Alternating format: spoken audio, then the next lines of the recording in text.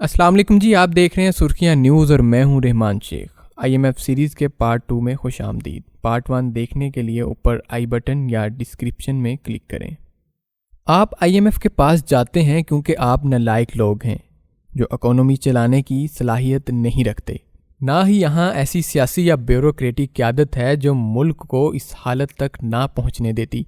हुक्मरान जानते हैं कि अगर मुश्किल फ़ैसले ना किए तो मईशत बैठ जाएगी, लेकिन वो जानबूझकर इक़दामात नहीं करते। डरते हैं कि कहीं मीडिया पीछे पड़ जाएगा, अवाम गालियां देना शुरू कर देंगे, सियासी मुखालफिन टीवी चैनल्स पर और पार्लियामेंट के अंदर इज्जत का जनाजा निकाल देंगे, वोट बैंक खराब होगा। यही वजह है कि वो ऐसे फैसले नहीं करते जो तल्ख लेकिन मुल्क चलाने के लिए ज़रूरी होते हैं। हमारे एंकर दोस्त काशिफ अब्बासी एक वज़ीर के हवाले से वाक़या सुनाते हैं कि वो 3 दफ़ा वज़ीर आज़म नवाज शरीफ से मिले कि गैस की कीमतें बढ़ाना बहुत ज़रूरी हैं वरना बहुत मसला होगा। तीनों दफ़ा उन्होंने कहा कि सब्र करो, देखते हैं।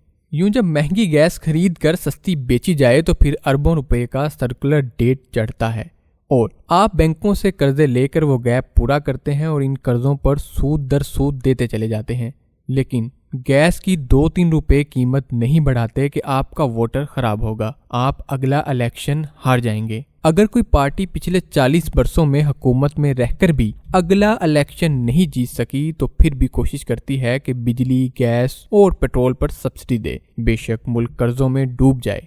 ये सब चीज़ें हुकूमत आलमी रेट पर खरीद रही होती है, खुसूसन गैस और पेट्रोल। लिहाजा जब आप इसकी असल कीमत चार्ज नहीं करते तो फिर आप अपने लिए लॉन्ग टर्म मसाइल पैदा करते हैं। इस वक्त आपने सिर्फ बिजली कंपनियों का अंदाजन 3000 अरब सर्कुलर डेट अदा करना है। ये 3000 अरब रुपए सिर्फ पिछले 10-12 साल के हैं। अगर आपको याद हो कि इसहाक डार ने 2013 में 480 अरब रुपए सर्कुलर डेट एक ही दिन में अदा कर दिया था, जिस पर खासा स्कैंडल बना था कि बगैर ऑडिट कंपनियों को फोटोस्टेट बिलों पर ही अरबों की अदायगियां की गई थी। 10 साल पहले आईपीएस का बिल 0 हो गया था, लेकिन इन 10 सालों में 3000 अरब के करीब दोबारा कर्जा चढ़ गया क्योंकि बिजली की कीमतें नहीं बढ़ाई गईं। आप कहेंगे कीमत क्यों बढ़ाएं? वजह सुन लें। बेनज़ीर भुट्टो के दूसरे दौर में बिजली घरों के साथ फर्नेस आयल से बिजली पैदा करने के मुआहदे हुए थे। आबादी बढ़ने से पानी से पैदा होने वाली बिजली नाकाफी थी, जिससे लोड शेडिंग बढ़ गई थी। इन कंपनियों के साथ मुआहदे किए गए कि इन्हें बिजली की कीमत डॉलरों में अदा की जाएगी। बिजली का फी यूनिट रेट भी डॉलरों में तय हुआ।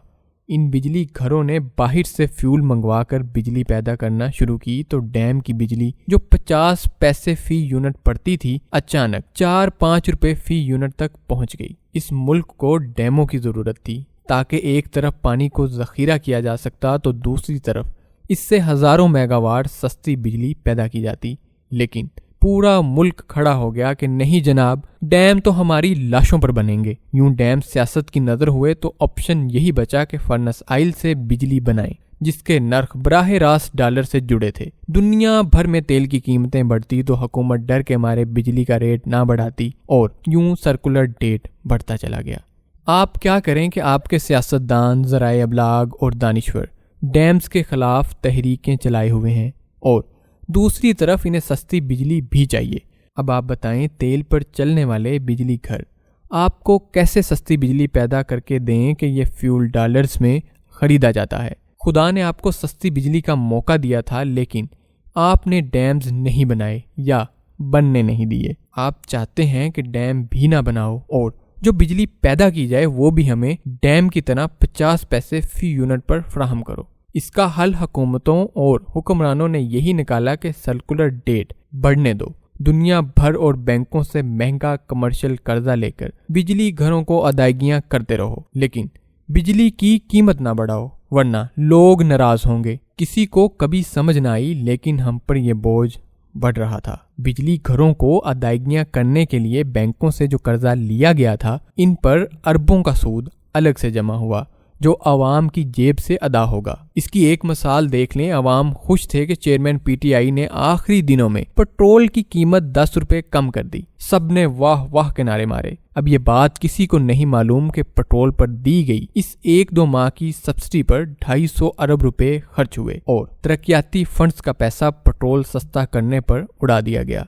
मजे की बात है कि ये तरक्याती फंड पेट्रोल पर टैक्स लगाकर ही इकट्ठा हुआ था। अब हमें कहा गया कि ये बिजली घर चूंकि फर्नेस ऑयल से बिजली बनाते हैं और आलमी मार्केट में तेल की कीमतें बढ़ने से बिजली महंगी हो जाती है, लिहाजा अब हम सस्ती गैस से सस्ती बिजली पैदा करेंगे। यूं डॉलरों में गैस के सौदे होने लगे। जब कतर से नवाज शरीफ दौर में गैस की डील की गई तो इस पर बड़ा रोला पड़ा कि ये बहुत महंगे रेट पर खरीदी गई। शरीफ खानदान कतरियों के बिजनेस पार्टनर थे। अब वहाँ सैफुर रहमान जो शरीफ बरादरान के रिश्तेदार हैं वो कारोबारी सौदे देखते हैं। अब फोकस बिजली घरों से LNG से पैदा की गई बिजली पर हुआ। इमरान खान दौर में गैस से पैदा होने वाली बिजली का रेट 15 रुपए फी यूनिट तक पहुंच चुका था, जबकि फर्नेस ऑयल से पैदा की गई बिजली का यूनिट 40-50 रुपए तक चला गया है। लेकिन दाद दें इन हुक्मरानों को जो डॉलरों में कर्जे लेकर बिजली गैस सस्ती करते रहे ताकि लोग नाराज ना हों। गैस की कीमतें भी ना बढ़ाई गईं कि लोग नाराज होंगे। अब पहली दफा पता चला कि 300 अरब रुपए से जायद तो गैस बिलों का कर्जा चढ़ गया था, जो अब बैंकों से कर्जा लेकर अदा किया जाएगा, जिसका सूद अलग से होगा। लेकिन गैस की कीमत बढ़ाई या डैम बना दिया तो पूरी कौम नाराज हो जाएगी। इस दौरान कतर से लाई गई गैस के लिए कराची की एक पार्टी के साथ मुआहिदा किया गया कि वो टर्मिनल लगाए। 2013 में इस टर्मिनल की लागत 3 अरब रुपए लगाई गई। फिर लंबा हाथ मारने का फैसला हुआ। ये तखमीना अचानक 3 से 13 अरब हो गया। फिर 130 मिलियन डॉलर्स की सरमायाकारी दिखाकर 15 सालों के लिए टर्मिनल का रोजाना $3.25 लाख किराया अदा करने पर डील की गई। यूं 15 सालों में इस कंपनी को $1.5 अरब की अदायगी होगी। 103 मिलियन डॉलर्स के नाम पर $1.5 अरब का मुनाफा कभी आपने सुना था? फिर एक और टर्मिनल खोला गया जिससे $2.25 लाख रोजाना की डील की गई। ये दोनों पाकिस्तानी कंपनियां थी, लेकिन इन्हें अदायगी रुपयों की बजाय डॉलरों में करने का मुआहदा हुआ। यूं 2014 से इन दोनों कंपनियों को रोजाना $5 लाख अदा किए जा रहे हैं। आप डॉलर्स कर्ज लें, भीख मांगें, लेकिन इन दोनों कंपनियों को $5 लाख रोजाना दें। खुद हिसाब कर लें कि 2014 से अब तक रोजाना $5 लाख के हिसाब से कर्ज मांगकर कितने डॉलर सिर्फ इन 2 कंपनियों को अदा कर चुके हैं। आप डैम बनने देते तो फ्यूल और गैस से चलने वाले बिजली घरों की जरूरत ना पड़ती। 50 पैसे का यूनिट आज 50 रुपए तक पहुंच गया। ये तबाही ना होती। अब बताएं, अब भी आपका दुश्मन IMF है? सवाल ये पैदा होता है कि जब लोग बिजली और गैस का बिल पूरा देते हैं तो फिर ये 3000 अरब रुपए का बिजली का सर्कुलर डेट कैसे बन जाता है, या गैस के 300 अरब रुपए कैसे इकट्ठे हो जाते हैं? हम लोग तो बिजली और गैस के बिल हर माह दे रहे हैं, बल्कि अब तो हर माह नया टैक्स लगाकर हमें महंगी बिजली बेची जाती है। तो हमारा पैसा फिर कहाँ जा रहा है? अगर वो सारा बिल इकट्ठा करके बिजली पैदा करने वाली कंपनियों को नहीं दिया जा रहा। एक बात ज़हन में रखें, जो बिजली घर आपको अरबों यूनिट्स बेचते हैं वो अपना पूरा हिसाब रखते हैं। आप बिजली घर से पूरे यूनिट्स लेते हैं तो आपको अदायगी भी पूरी करनी पड़ती है। बिजली आपको मिल गई तो ये आपकी जिम्मेदारी है कि इसे सारिफ तक पहुंचाएं और इसका बिल वसूल करें। मगर होता यह है कि सबसे पहले तो तकरीबन 30% बिजली ट्रांसमिशन लाइंस के बोसीदा होने की वजह से ज़ाया हो जाती है, जिसे लाइन लॉसेस का नाम दिया जाता है। इन लॉसेस में सिर्फ बोसीदा तारों का कसूर नहीं, बिजली की चोरी भी शामिल है, जो पंजाब और सिंध में कुंडियां लगाकर की जाती है। बहुत बड़े घरों, दुकानों और कारखानों को वापडा मुलाजमीन की मिली भगत से बिजली चोरी कराई जाती है। जबकि बलूचिस्तान, फाटा और खैबर पख्तूनख्वा के कुछ इलाके ऐसे हैं जहां लोग बिल नहीं देते। अब ये चोरी हो या लोग बिल ना दें, लेकिन आप इन सब यूनिट्स की कीमत बिजली घरों को अदा कर चुके हैं और पूरे पैसे दे चुके हैं या आपने अदा करने हैं। आप ये नहीं कह सकते कि जनाब आपसे ली गई बिजली के लाखों यूनिट्स तो लाइन लॉसेस, चोरी या बिल न देने की वजह से ज़ाया हो गए हैं, लिहाजा आप वो हमारे बिल से निकाल दें। इस तरह वापडा मुलाजमीन को भी हर माह कुछ 100 यूनिट्स फ्री मिलते हैं। یہ ملازمین کو تو فری ملتے ہیں لیکن ان کا بھی حساب کتاب رکھا جاتا ہے اور ادائیگی بھی کرنی پڑتی ہے۔ پھر حکومت اور اس کے وزراء اور دیگر افسران کے مفت یونٹس بھی ہیں۔ بجلی کے یہ یونٹس آخر کار سرکولر ڈیٹ کی شکل اختیار کر لیتے ہیں اور جب اربوں کا بل بن جاتا ہے تو پھر آپ بینکوں سے قرضہ لینے پہنچ جاتے ہیں جو کمرشل ریٹ پر آپ کو ملتا ہے۔ جب آپ بجلی کا پرنٹ بل دیکھیں تو آپ کو درجن بھر ٹیکس نظر آئیں گے۔ بجلی کا بل اگر 500 روپے ہوگا تو اس پر ٹیکس 1500 روپے سے زیادہ ہوں گے۔ وجہ یہی ہے ان مفت یونٹس کا بل بھی آپ سے لے رہے ہیں جو وابڈہ ملازمین کو، بڑے سرکاری افسران کو اور حکمرانوں کو ملتے ہیں۔ لائن لاسز ہوتے ہیں یا خیبر پختونخوا اور بلوچستان میں بل نہیں دیا جاتا یا پنجاب اور سندھ میں کنڈے لگا کر بجلی چوری کر لی جاتی ہے۔ یہ ذہن میں رکھیں کہ اگر آپ نے 3 ارب یونٹس کسی بجلی گھر سے خریدے ہیں تو بل پورا دینا ہوگا۔ جس ملک میں برسوں سے پرانی لائنوں پر کام چل رہا ہو اور لائن لاسز 30% سے زائد ہوں، وہاں آپ خود سوچ لیں ایک ہی حل بچ جاتا ہے کہ بجلی کی قیمت بڑھائی جائے۔ لیکن لائن لاسز یا بجلی چوری روکنے کی کوشش نہیں کی جاتی کہ یہ مشکل کام ہے۔ مجھے یاد پڑتا ہے کہ 2013 میں جب نواز شریف تیسری دفعہ وزیر اعظم بنے تو وہ جولائی میں سب سے پہلے چین کے دورے پر گئے۔ نواز شریف اور شہباز شریف کو ایک چینی پاور کمپنی کے دفتر لے جایا گیا جہاں انہیں اس کمپنی نے بریفنگ دی۔ ہم صحافیوں کو بھی اس میٹنگ ہال میں بیٹھنے کی سہولت دی گئی۔ اس کمپنی کے CEO نے وزیر اعظم کے وفد کو بریفنگ دیتے ہوئے کہا کہ وہ اکیلی کمپنی جو بجلی پیدا کر رہی ہے وہ اس وقت چین میں 22 کروڑ لوگوں کی ضروریات پوری کرتی ہے۔ ہمارے منہ کھلے کے کھلے رہ گئے کہ صرف ایک کمپنی اتنی بجلی پیدا کر رہی ہے جو ہمارے ملک کی کل آبادی کے لیے کافی ہے۔ نواز شریف نے پوچھا کہ آپ کی کمپنی جو اتنی بجلی پیدا کرتی ہے اس کے لائن لاسز کتنے فیصد ہیں؟ اس کمپنی کے CEO کا جواب سن کر یوں لگا جیسے ہم سب کو سانپ سونگ گیا ہو۔ اس نے بتایا ہماری کمپنی کے لائن لاسز 0 ہیں۔ ہمارا ایک یونٹ بھی کہیں ضائع نہیں ہوتا۔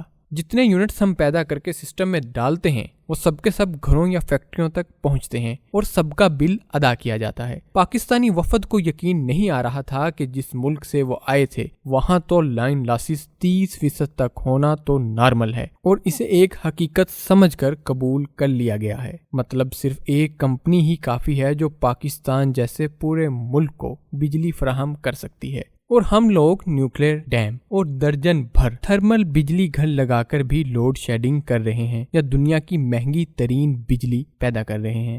اور سنیں، وہ ظالم ہیں جو پیپلز پارٹی کے دوسرے دور میں کرائے کے بجلی گھروں پر 200 ارب روپے ضائع کر بیٹھے تھے۔ بلکہ ترکی سے جو کرائے کا جہاز لایا گیا جس پر پاور پلانٹ جنریٹرز لگا کر بجلی پیدا کی جاتی تھی، اسے لاکھوں ڈالرز کی ادائیگی ایڈوانس میں کی گئی اور اس سے شاید ہی چند میگا واٹ بجلی پیدا کی، اور اس جہاز سے الٹا پاکستان پر مقدمہ کر کے ہم پر ڈالروں میں جرمانہ بھی کرا دیا گیا۔ اس سکینڈل میں اس وقت کے پیپلز پارٹی کی اعلیٰ قیادت، وزیر اعظم سے وزیر تک سب ملوث تھے، بلکہ آزاد کشمیر کے ایک صدر کا بیٹا بھی اس کھیل میں شامل تھا۔ سابق وفاقی سیکرٹری شاہد رفیع بھی ملوث تھے، جنہوں نے بعد میں نیب کے ساتھ پلی بارگن کر کے چند کروڑ واپس کیے جو رشوت ترکش کمپنی سے لی تھی۔